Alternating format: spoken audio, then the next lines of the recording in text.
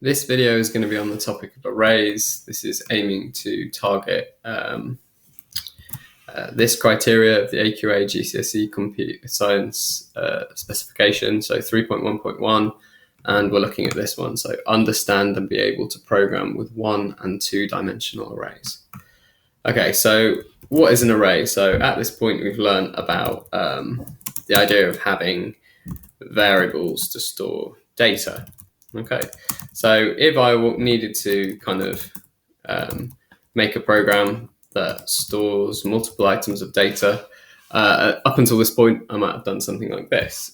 But there's a more sensible way of doing this. So if I can identify that there's kind of similar data and I need multiple items of similar data, then it's best to make an array.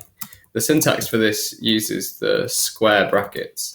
So I would put all of the data simply in what's called a list. So in Python, we generally don't have arrays, but the exam board will refer to these things as arrays. But in Python, they're known as lists. So what this means is I have all of the data in one place, and I can access the data by subscripting or indexing to it. So like this, and if I type in a number, what this does is it refers to a specific item in my array. So Bob is the first string inside my array. This has an index of 0. Sally is the second. This has an index of 1. Jeff is the third. This has an index of 2. So if I run this program and I print it, I'm going to get Sally. This is because I've indexed into the array names at 1, and Sally is at position 1. So this is really useful because I can do quite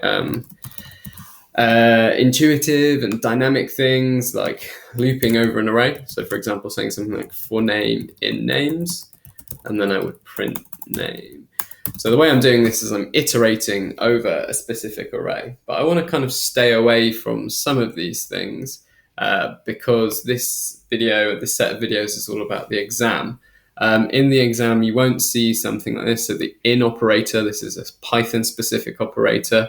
You're more likely to see something, if I can just refer to a past paper, so something more that looks like this. So I'm going to have a go now at kind of showing you a Python implementation of this. So this program has an array called passengers. Inside passengers are some numbers, some of them negative, some of them positive. So it's an array of integers. There's some other things this program does. So it initializes some variables. It loops whatever the variable index has a value less than or equal to 5. Each time it's looking at the specific item in the array and adding it to the total. If it finds that the total value, the value inside the total variable is greater than the value inside the max variable, what it does is it copies the current total into the max variable. Each time the loop goes around, we increment the index. So index is index plus 1. And what this allows us to do is look at each index in turn.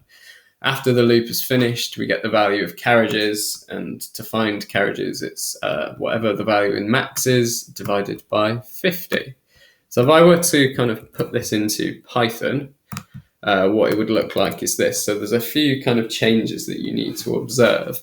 So in the exam, we think about array indices, and as it always should tell you, array indexing starts at 1. When we're talking, so that looks like this. So this is the note, array indexing starts at 1. So 100, which is the first integer in the passengers array, has an index of 1. However, in my Python implementation, it's a little bit different. So the first item in the index has an index of 0, as I said before, because it's a Python list. So this is why I've initialized this variable index to 0. A few of the other differences, so I can't use max as a variable name. I have to use maxi. The reason for this is, can you see that max has turned a different color? This is because max is a built-in function that allows you to find the maximum number. So I can't use that because it's a reserved keyword. So I've just changed it to maxi instead. A few minor differences. So if you understand pseudocode, I don't use then, instead we use colon. And instead of end if and end while in Python, what I simply do is I dedent one space back. So this line of code is inside the if statement. The if statement is inside the while loop. Okay, so when I run this, it's not going to do anything because at the moment the program has no output. So let's see what we can do with it. So we can print carriages.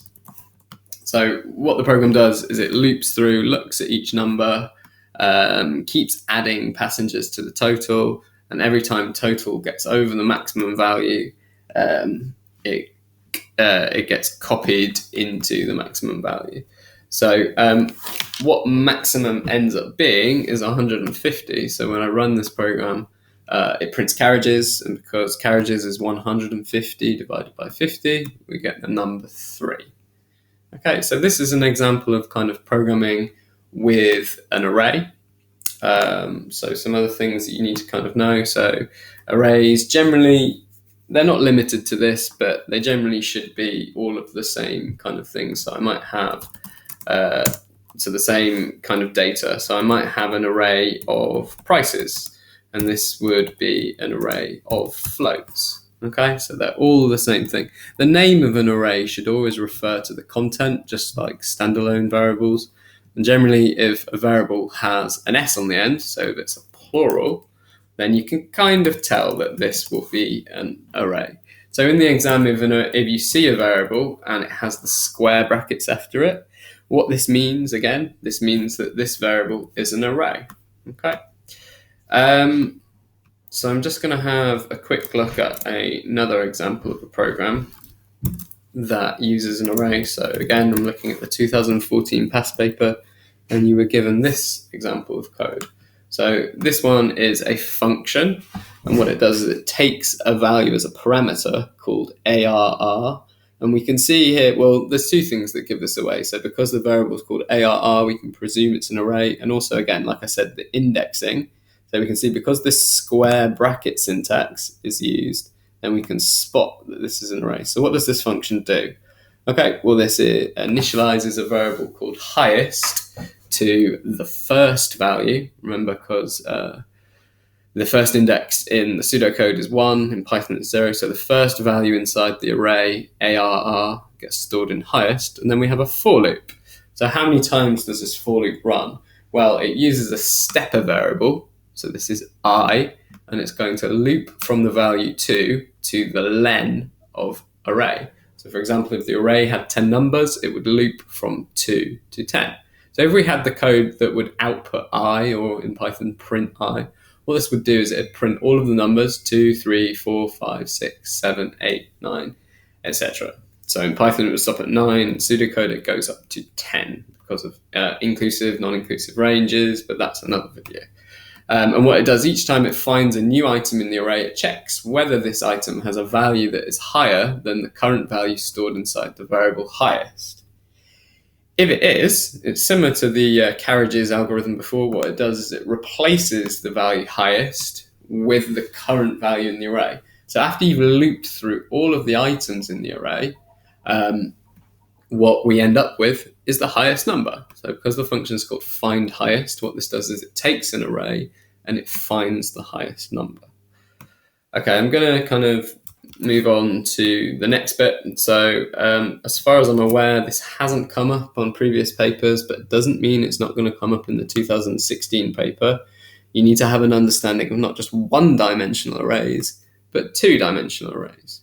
So if I have one list of data, then this would be generally stored inside a one-dimensional array, 1D array, or a list in Python. I'm going to use those terms interchangeably. But if I wanted to kind of store something that has 2 dimensions, this is where I would use a 2-dimensional array.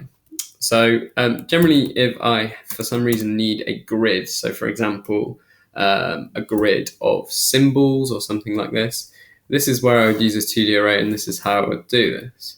Okay, so the idea of a 2D array is each item within the array, within the main array, is an array itself. And inside each kind of sub-array, this has values. So for example, rather than symbols, so this is a 2D array.